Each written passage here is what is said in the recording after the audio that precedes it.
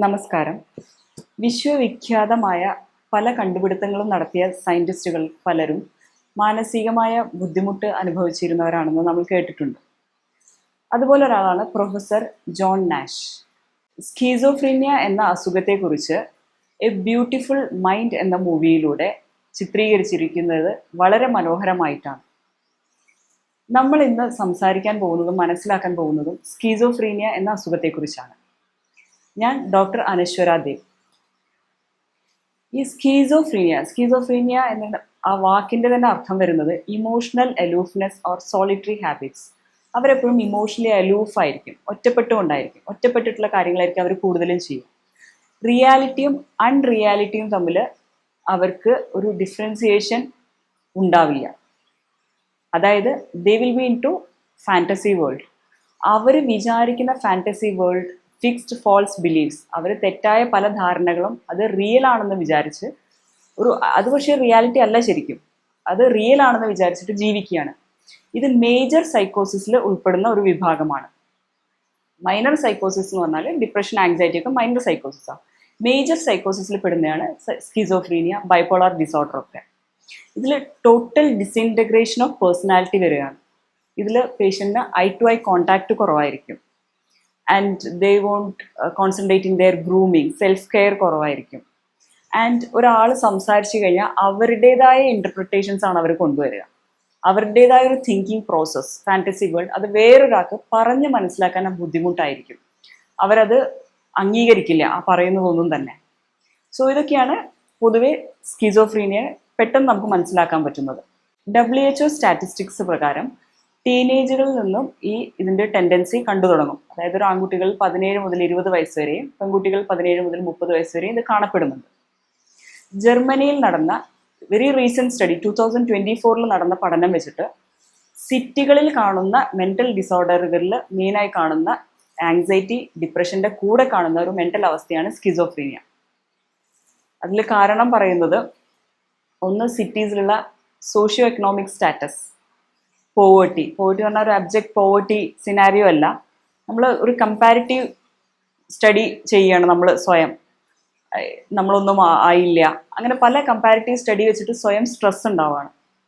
Then accidents, then criminals, then toll building structures. ഇതൊക്കെ എന്ത് കാര്യം നേച്ചറിൽ നിന്നും ദൂരോട്ട് പോകുന്നോ അത്രയും നമ്മുടെ മൈൻഡിനെ അത് എഫക്റ്റ് ചെയ്യും. സോ അതിൽ നിന്ന് തന്നെ മനസ്സിലാക്കാം, നമ്മളൊരു പുരോഗമിക്കുമ്പോൾ അതിൻ്റെ കൂടെ എഞ്ചിനീയർ ആവട്ടെ, ബയോളജി റിലേറ്റഡ് അല്ലാത്തതും ഡോക്ടേഴ്സും അല്ലാത്ത ആൾക്കാർക്കും ഇതിലൊരു പങ്കുണ്ട്.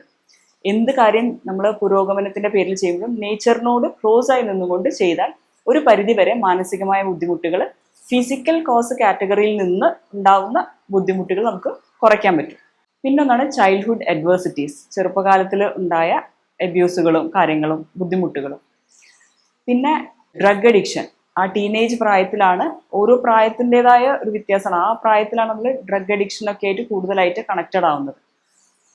ഈ ഡ്രഗ് അഡിക്ഷൻ്റെ സിംറ്റംസും സ്കിസോഫ്രീനിയ സിംറ്റംസും കുറച്ച് ഹാലുസിനേഷൻ ലെവലിൽ വരുമ്പോൾ പലതും സിമിലർ ആയിട്ട് വരാറുണ്ട്. സ്കിസോഫ്രീനിക് ടെൻഡൻസി ഉള്ളവർക്ക് കൂടുതലായിട്ട് ഡ്രഗ് അഡിക്ഷന് പോകാനുള്ള സാധ്യതയുണ്ട്. ഡ്രഗ് അഡിക്ഷൻ വന്നു കഴിഞ്ഞാൽ സ്കിസോഫ്രീനിയ ട്രിഗർ ചെയ്യാനുള്ള സാധ്യതയുണ്ട്. So be careful, because schizophrenia നമുക്ക് മാനേജബിൾ എന്ന് പറയുന്ന കണ്ടീഷൻ്റെ താഴെ വരുന്നുള്ളൂ. സ്കീസോഫ്രീനിയയ്ക്ക് ക്യൂർ ക്ലെയിം ചെയ്യുന്നില്ല. സോ ഏതൊരു സാധനവും വരാതിരിക്കാൻ ശ്രമിക്കുക. Prevention is better than cure. പിന്നെ സൊസൈറ്റിയിൽ വരുന്ന ഒരു കാര്യം ഡിസ്ക്രിമിനേഷൻ ആണ് വരുന്നത്. So try not to discriminate, so that injustice feeling, അങ്ങനെ പല തരത്തിലുള്ള ഇമോഷൻസിലാണ് വൈകാരികമായിട്ട് ഇവരെ പല തരത്തിൽ ബാധിക്കുമ്പോഴാണ് ഇങ്ങനത്തെ ഒരു അവസ്ഥയിലേക്ക് പോകുന്നത്. അതായത് ആ സൊസൈറ്റിയിൽ നിന്നും വിട്ടു നിൽക്കാൻ തുടങ്ങും. ലൈക്ക് ഫോൺ അഡിക്ഷൻ ആവാം, അല്ലെങ്കിൽ അബ്സോർബ്ഡ് മൈൻഡ് എന്ന് പറയും, അല്ലെങ്കിൽ ആബ്സെന്റ് മൈൻഡ് ആവും. അങ്ങനെ വന്ന് ആൾക്കാരുമായിട്ട് സോഷ്യൽ വിഡ്രോവൽ വരും. ഇതിൽ സിംറ്റംസ് പറയുകയാണെങ്കിൽ ഈ ബ്യൂട്ടിഫുൾ മൈൻഡിലുള്ള ജോൺ നാഷ് എന്ന് പറഞ്ഞ പ്രൊഫസറിനെ നമുക്ക് മൂവി കണ്ടവർക്ക് മനസ്സിലാവും. അയാളുടെ ജീവിതത്തിൽ വളരെയധികം ഇൻവോൾവ് ആയിരിക്കുന്നത് മാത്തമാറ്റിക്കൽ കാൽക്കുലേഷനും കാര്യങ്ങളുമായിട്ടാണ്. ആൻഡ് ഇമോഷണലി കണക്റ്റഡ് ആയിട്ടുള്ള ഒരാൾ അദ്ദേഹത്തിൻ്റെ ഭാര്യയായിട്ടാണ്. ആൻഡ് പിന്നെ അദ്ദേഹത്തിൻ്റെ അൺറിയൽ ആയിട്ടുള്ള ഒരു ചാൾസ് എന്ന് പറഞ്ഞൊരു ക്യാരക്ടർ, അത് അദ്ദേഹത്തിൻ്റെ ഹാലുസിനേഷൻ കൊണ്ട് അയാൾ തന്നെ രൂപപ്പെടുത്തിയ ഒരു ക്യാരക്ടറാണ്. ഓക്കെ, ഇതേപോലെ തന്നെ ഇപ്പോൾ മലയാളം മൂവി എടുക്കുകയാണെങ്കിൽ അതിരൻ മൂവി, ഈ അതിരൻ മൂവി ഞാൻ എങ്ങനെയാണ് കാണുന്നത് വെച്ചാൽ, ഞാൻ ഒരിക്കലും കോഴിക്കോടേക്ക് ട്രെയിൻ വെയിറ്റ് ചെയ്ത് നിൽക്കുമ്പോൾ ഈ അതിരൻ മൂവി എടുത്ത് രണ്ടുപേര് സംസാരിക്കുന്നത് കേട്ടു. വേറെ ഏതോ മൂവി ഇറങ്ങിയ കാരണം ഈ അതിരൻ മൂവി അധികം ശ്രദ്ധിക്കപ്പെട്ടില്ല എന്ന് പറഞ്ഞു. സോ അന്ന് ഞാൻ ഉടനെ തന്നെ ആ കോഴിക്കോട് വിസിറ്റ് കഴിഞ്ഞിട്ട് ഞാൻ കണ്ടത് ഫസ്റ്റ് അതിരൻ മൂവിയാണ്. സ്കീസോഫ്രീനി കണ്ടീഷൻ മലയാള സിനിമയിൽ ഇത്രയും ഭംഗിയായിട്ട് എടുത്ത വേറെ മൂവിയില്ല. അതിൽ ആ സിംറ്റംസ് കറക്റ്റായിട്ട് നോക്കിയാൽ അറിയാം. അതിൽ ആ ലക്ഷ്മി എന്ന് പറഞ്ഞൊരു ക്യാരക്ടർ, അതൊരു ഇമാജിനറി ക്യാരക്ടറായിരുന്നു. അത് ആ പൂളിലേക്ക് വീഴുന്നത് ആരോ തന്നെ തള്ളിയിടുന്നു എന്നുള്ളൊരു തോന്നലായിരുന്നു. That's paranoid feature. Okay. And അദ്ദേഹം അതിൽ ആ ഫഹദ് ഫാസിലിന്റെ ക്യാരക്ടർ ഓൾറെഡി പല കുറ്റകൃത്യങ്ങളും ചെയ്തിട്ടുണ്ടായിരുന്നു. സോ അതൊരു എക്സ്ട്രീം ലെവൽ ഓഫ് സ്കീസോഫ്രീനിയാണ്. സാധാരണ ലൈഫിൽ സ്കീസോഫ്രീനിക് പേഷ്യൻസ് അത്രയും കുറ്റകൃത്യത്തിലേക്ക് പോവില്ല. അത് യൂഷ്വലി വരാറ് ആൻറ്റി സോഷ്യൽ പേഴ്സണാലിറ്റി ഡിസോർഡർ ഉള്ളവർക്കാണ്. എന്നാലും പ്രോപ്പറായിട്ട് ട്രീറ്റ്മെൻറ്റ് എടുത്തിട്ടില്ലെങ്കിൽ ഈ കണ്ടീഷനിലേക്ക് പോവാം സാധ്യതയുണ്ട്. സെൽഫ് ഹാമിനോ അല്ലെങ്കിൽ വേറുള്ളവരെ ഹാം ചെയ്യാനുള്ള സാധ്യതയുണ്ട്. ബിക്കോസ് അവരുടെ കൊഗ്നിറ്റീവ് പ്രോസസ്സിനെ അത് എഫക്റ്റ് ചെയ്യാണ്. അതായത് പ്രോപ്പറായിട്ട് അവർക്ക് ചാനലൈസ് ചെയ്യാൻ പറ്റുന്നില്ല അവരുടെ thoughts. Disorganised thoughts, behaviour, perception. ഒരാൾ ഒരു കാര്യം പറഞ്ഞത് കറക്റ്റായിട്ട് മനസ്സിലാക്കാൻ പറ്റുന്നില്ല, അല്ലെങ്കിൽ മനസ്സിലാക്കിയ കാര്യം കറക്റ്റായിട്ട് കൺവേ ചെയ്യാൻ പറ്റില്ല. Because it's all chaotic in there brain, organised അല്ല. സോ അതിന് അവർക്ക് വിയേർഡ് മാനറിസംസ് അവർ കാണിക്കാൻ തുടങ്ങും. ഇങ്ങനെ പല പല സിംറ്റംസ് ആണ് അതിലുള്ളത്. ഈ ജോൺ നാഷ് എന്ന് പറയുന്ന അദ്ദേഹം ഈ ഹാലുസിനേഷൻ സ്റ്റേജിൽ കൂടെ വളരെ തീവ്രമായിട്ടാണ് കടന്നു പോകുന്നത് അതിൽ കാണിക്കുന്നുണ്ട്. ഇതിന്റെ മെയിൻ ആയിട്ടുള്ള കുറച്ച് സിംറ്റംസ് പറഞ്ഞാൽ, ഒന്ന് തോട്ട് എക്കോ, അതായത് അവനവന്റെ ചിന്തകൾ തന്നെ നമുക്ക് തന്നെ കേൾക്കുക. പിന്നെ തോട്ട് ബ്രോഡ്കാസ്റ്റിംഗ്, അതായത് അവനവന്റെ ചിന്തകൾ ബാക്കിയുള്ളവർ കേൾക്കുമോ എന്നുള്ള തോന്നൽ. പിന്നെ ഒന്ന് thought insertion or thought withdrawal, അവനവന്റെ ചിന്തകൾ ശരിയാണോ എന്നുള്ള തോന്നൽ. ഇത് കൂടാതെ 3 conditions like hallucination, illusion, delusion. ഇത് മൂന്നും എന്താന്ന് നോക്കാം. ഹാലുസിനേഷൻ എന്ന് പറഞ്ഞാൽ നമുക്ക് ഇല്ലാത്തൊരു കാര്യം കേൾക്കുകയോ കാണുകയോ നമ്മൾക്കത് തൊടുന്ന പോലെ ഫീൽ ചെയ്യോ അങ്ങനത്തെ തോന്നലുകളെയാണ് ഹാലുസിനേഷൻ എന്ന് പറയാം. ഡെല്യൂഷൻ എന്ന് പറഞ്ഞാൽ നമ്മൾക്കത് നമ്മൾ വേറെ ആരോ ആണെന്നുള്ളൊരു തോന്നലൊക്കെ. അതായത് ഒരു ഡെല്യൂഷൻ ഓഫ് ഗ്രാൻഡിയർ ആണ് ഇതിൽ കൂടുതലായിട്ടും കാണാറ്. കാരണം ഇത് കാണിക്കുമ്പോൾ എവിഡൻ്റ് ആയിട്ട് ബാക്കിയുള്ളവർക്ക് അറിയാൻ പറ്റുന്നുണ്ട്. അതായത് ഞാൻ എന്തോ വലിയ ആളാണ്. ആ ജോൺ നാഷ് അതിൽ പറയുന്നുണ്ട്, ഒരു മാഗസിനിൽ ഫോട്ടോ വന്നപ്പോൾ എന്തിനാണ് 4 പേരുടെ ഫോട്ടോ? സാധാരണ ജീനിയൽസിൽ നിന്നും ഞാൻ ഒരുപടി മേലുള്ള ജീനിയൽസ് അല്ലേ, അപ്പൊ എൻ്റെ ഫോട്ടോ മാത്രമല്ലേ അവിടെ വരേണ്ടത് എന്ന് പറയുന്നുണ്ട്. ആ ഡെല്യൂഷൻ ഓഫ് ഗ്രാൻഡിയർ ആണ് അത് കാണിക്കുന്നത്. ഇപ്പോൾ സെലിബ്രിറ്റി, ഞാൻ ഒരു പേഷ്യൻ്റ് ഉണ്ടായിരുന്നു, ഞാൻ മൈക്കിൾ ജാക്സൺ ആണെന്നാണ്, ഒരു പയ്യനാ, ടീനേജ് പയ്യനാ, മൈക്കിൾ ജാക്സൺ ആണെന്നുള്ള തോന്നലാണ് ആ പയ്യന്. അത് നമുക്ക് പറഞ്ഞ് മനസ്സിലാക്കാൻ പറ്റില്ല. ദേ റിക്വയർ ഇന്റർവെൻഷൻ. ഓക്കെ. സോ അത് കഴിഞ്ഞ് വരുന്നതാണ് ഇല്യൂഷൻ. കഴിഞ്ഞു വരുന്നതെന്നല്ല, ഇതിന്റെ വേറൊരു ആസ്പെക്റ്റ് ആണ് ഇല്യൂഷൻ. ഇല്യൂഷനിൽ സംഭവിക്കുന്നത് ഒന്ന് വേറൊന്നാണെന്ന് തോന്നുക. അതായത് ഒരു ഇല ഇളകി, ആ ഇല ഇളകി ഇരുട്ടത്താണെങ്കിൽ അത് ആരോ പോയ പോലെ ഒരു തോന്നൽ, ഒന്നിനെ വേറൊന്നായി തോന്നുക. സോ ഇങ്ങനെ ഓരോ തോന്നലുകളും വെക്കുക. ഈ തോന്നലനുസരിച്ച് റിയാക്ട് ചെയ്യുമ്പോഴാണ് കണ്ടു നിൽക്കുന്നവർക്ക് ഇവർക്ക് എന്തോ പ്രശ്നം ഉണ്ടല്ലോ എന്ന് തോന്നുക. ബിക്കോസ് കണ്ടു നിൽക്കുന്ന ആൾക്ക് ഇയാളുടെ തോന്നലിലുള്ള ആളവിടെ കാണുന്നില്ല. So they are responding back. അവർക്ക് കുറേ വോയിസുകൾ തലയിൽ കേട്ടോണ്ടിരിക്കുക, ഒരാൾ വന്ന് നിന്ന് സംസാരിക്കുക, സോ നീ ഒന്ന് പോ, അല്ലെങ്കിൽ അവർക്കത് മനസ്സിലാവില്ല അങ്ങനെ ഒരാളില്ല എന്നുള്ളത്. ബ്യൂട്ടിഫുൾ മൈൻഡിൽ ചാൾസ് എന്ന് പറഞ്ഞ ഫ്രണ്ട് എന്ന് പറഞ്ഞാൽ ഒറിജിനലാ. സോ അതിൽ ലാസ്റ്റിൽ ചോദിക്കുന്നുണ്ട് വേറൊരു ലേഡിനോട്, ഇത് ബെറ്റർ ആയി വരുന്ന സമയത്ത് ചോദിക്കുന്നുണ്ട്, ശരിക്കും ഒറിജിനൽ ആയിട്ട് ഒരാൾ വരും, അപ്പോൾ ചോദിക്കും ഇയാൾ നിങ്ങൾക്ക് കാണാൻ പറ്റുന്നുണ്ടോ. അതായത് വേറൊരാൾക്ക് കാണാൻ പറ്റുന്നുണ്ടെങ്കിലാണ് അത് റിയൽ, അല്ലെങ്കിൽ എൻ്റെ അൺറിയൽ തോട്ടാന്ന് വരെ ഡിഫറൻഷിയേറ്റ് ചെയ്യേണ്ട ഒരു അവസ്ഥ വരെ എത്തുകയാണ്. ഇപ്പൊ നമ്മൾ സംസാരിച്ചുകൊണ്ടിരുന്നത് ഇതിന്റെ പോസിറ്റീവ് സിംറ്റംസ് ആണ്. ഇനി ഇതിന്റെ നെഗറ്റീവ് സിംറ്റംസ് നോക്കാം. അതായത് ഒരു പ്രൊഡ്രോമൽ സ്റ്റേജിൽ ഫസ്റ്റ് സോഷ്യലി വിഡ്രോ ആവുന്നു, മ്യൂട്ടിസം, എപ്പതി, അങ്ങനെ മിണ്ടാതെയാവുന്നു, സോഷ്യൽ കണക്ഷൻ ഫുള്ള് വിഡ്രോ ചെയ്ത് അബ്സോർബ്ഡ് ആവുകയാണ്. ഇത് കഴിഞ്ഞിട്ടുള്ളൊരു ഫസ്റ്റ് ബ്രേക്ക് ത്രൂ ആണ് നമ്മളുടെ ഈ പോസിറ്റീവ് സിംറ്റംസ് വരുന്നത്. Then it lead to complication. ഇങ്ങനെയാണ് അതിന്റെ സിംറ്റംസ് പോകുന്നത്. ടൈപ്സ് ഓഫ് സ്കീസോഫ്രീനിയ എന്ന് പറഞ്ഞാൽ പല രീതിയിലുണ്ട്. സിമ്പിൾ ആയിട്ടുള്ള സ്കീസോഫ്രീനിയയിൽ ആദ്യം തന്നെ ഈ ഹാലുസിനേഷൻ ഒന്നും കാണില്ല, സോഷ്യൽ വിഡ്രോവലൊക്കെ ആയിരിക്കും കൂടുതലും കാണാം. ദെൻ പാരനോയിഡ്, കാറ്ററ്റോണിക്, ഹെബിഫ്രെനിക്, അങ്ങനെ പലതരം സ്കീസോഫ്രീനിയാസ് ഉണ്ട്. അതിൽ ഏറ്റവും എളുപ്പത്തിൽ ആൾക്കാർ ഫൈൻഡ് ഔട്ട് ചെയ്യുക പാരനോയിഡ് ആയിരിക്കും. കാരണം സംശയരോഗം, എസ്പെഷ്യലി ഹസ്ബൻഡ് വൈഫ് റിലേഷൻഷിപ്പിലാണെങ്കിൽ നല്ല സംശയരോഗമായിരിക്കും അങ്ങോട്ടും ഇങ്ങോട്ടും. അതിനെ ഓറിയന്റ് ചെയ്തിട്ട് തന്നെ വേറെ അസുഖങ്ങളുണ്ട്. ബട്ട് ഇത് എവിഡന്റ് ആയിട്ട് നമുക്ക് ആൾക്കാർക്ക് മനസ്സിലാവാൻ പറ്റുന്ന ഒരു സിറ്റുവേഷൻ ആണത്. ഇത് സ്കിസോയിഡ് പേഴ്സണാലിറ്റി ഡിസോർഡർ എന്ന് പറയുന്നതായിട്ട് ഡിഫറൻഷിയേറ്റ് ചെയ്യണം. ഈ പേഴ്സണാലിറ്റി ഡിസോർഡറിൽ നമ്മൾക്ക് ഹാലുസിനേഷൻ ഒന്നും അധികം കാണുന്നില്ല. ദേ will be in their own world. അവരൊരു റിപ്പീറ്റേറ്റീവ് ടാസ്ക് ഒക്കെ ചെയ്തുകൊണ്ടിരിക്കും. വേറെ ആൾക്കാരായിട്ട് ഇമോഷണലി അവർ കണക്റ്റഡ് ആവില്ല. ദേ will be in their own world. അവർക്ക് ബാക്കിയുള്ളവർക്ക് ഡിസിൻട്രസ്റ്റ് ആയിരിക്കും. ഒരു ഫാന്റസി വേൾഡിലായിരിക്കും അവർ അവരുടേതായ കാര്യങ്ങളൊക്കെ ആയിട്ട് ചെയ്തു പോകുന്നത്. ആ ഒരു ഡിസോർഡർ അതൊരു എക്സ്ട്രീം ലെവലിലേക്ക് പോകണം.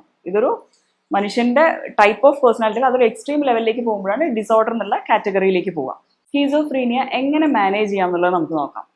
ഫസ്റ്റ് പ്രോപ്പർ അസസ്മെന്റ്, കറക്റ്റായിട്ട് അസസ് ചെയ്യുക. അതിൽ MRI വളരെ മാർക്ക്ഡായിട്ട് നമുക്ക് ഇതിനെ ഡിഫറൻഷിയേറ്റ് ചെയ്യാൻ ഹെൽപ്പ് ചെയ്യുന്നതാണ്.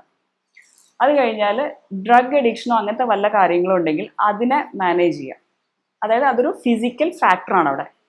ഇതേപോലെ തന്നെ മെന്റൽ ഫാക്ടേഴ്സ് ഉണ്ടാവും. അതായത് നമ്മളുടെ ചുറ്റുപാട്, നമ്മളുടെ ആംബിയൻസ് ഓക്കെ അല്ലെങ്കിൽ നമ്മൾ എത്ര മെഡിസിൻ എടുത്തിട്ടും എന്ത് ചെയ്തിട്ടും തിരിച്ചു പോകുന്നത് ചുറ്റുപാട് നല്ല ആംബിയൻസ് അല്ല. അപ്പോൾ ഒരു ഫാമിലി തെറാപ്പി തന്നെ അവർക്ക് കൊടുക്കേണ്ടി വരും. ഫാമിലിനെ പറഞ്ഞ് മനസ്സിലാക്കുക. ആൻഡ് ഇതിൽ യൂഷ്വലി തെറാപ്പീസ് എടുക്കുന്നത് ടോക്ക് തെറാപ്പീസ് ആണ്, കൊഗ്നിറ്റീവ് ബിഹേവിയറൽ തെറാപ്പി.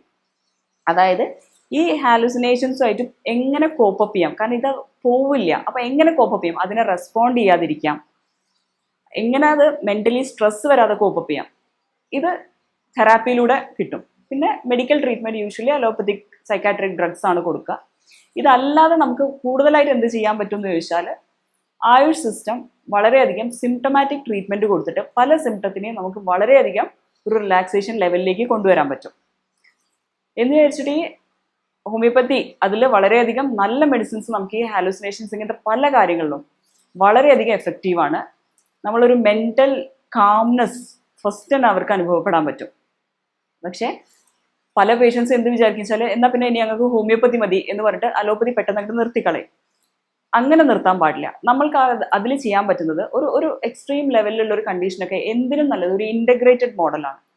സോ അത് കഴിച്ചിട്ടുള്ള എഫക്റ്റ് എന്താണോ അത് അവിടെ ഇരിക്കട്ടെ. അത് കഴിഞ്ഞിട്ട് നമ്മൾ ഹോമിയോപ്പതിക് മെഡിസിൻ കൂടെ കഴിച്ച് ഇതിനെ കുറച്ച് റെഡ്യൂസ് ചെയ്ത് നമുക്കൊരു ഡെയിലി ലിവിങ് പോസിബിൾ ആക്കുക എന്നുള്ളതാണ്.